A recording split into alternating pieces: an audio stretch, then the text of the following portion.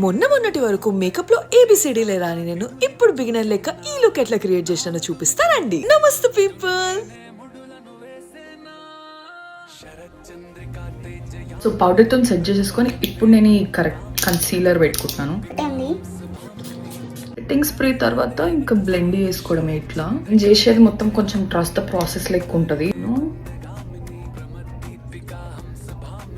Eye shadow నేను ఈ next palette use చేస్తున్నాను. అండ్ ఐ లైనర్ వేసుకున్న తర్వాత ఇది మనం లిప్ ఒకటి చేసుకుంటే అయిపోతుంది.